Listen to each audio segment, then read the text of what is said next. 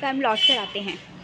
जी बिल्कुल सही सुना आपने, कर्म लौट कर आते हैं। हम जैसा करते हैं हमें वैसा ही वापस मिलता है, चाहे वो हमारे अच्छे कर्म हों चाहे हमारे बुरे कर्म हों। एक बार एक सेठ जी थे, बिना बात के एक दिन सेठ जी ने अपने मैनेजर को डांट दिया। बहुत बुरी तरह डांटा, मैनेजर से बर्दाश्त नहीं हुआ। उसने बाहर निकलकर अपने से छोटे कर्मचारी को डांट दिया, मीन्स अपना सारा गुस्सा उस कर्मचारी पर उतार दिया। अब कर्मचारी को महसूस हुआ कि इस पता नहीं साहब ने मुझे क्यों डांट दिया।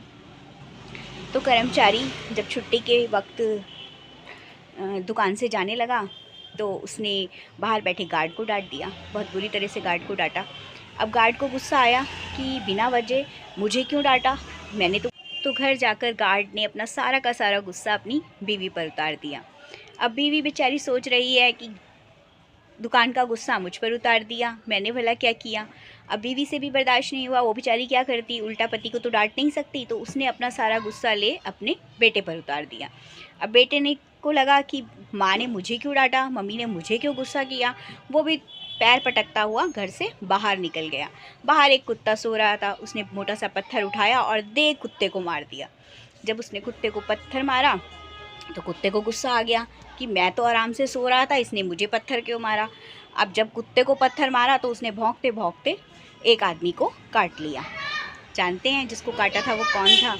जी हाँ, वो वही सेठ था जिसने सुबह सुबह उस मैनेजर को डांटा था।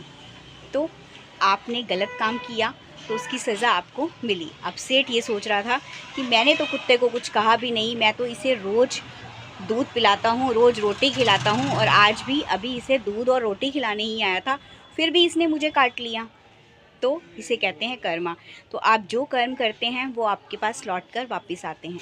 तो इसलिए हमेशा अच्छे कर्म कीजिए, ताकि जब कर्म आपके पास लौट कर वापस आएँ तो आपको शर्माना ना पड़े। जय श्री राधे।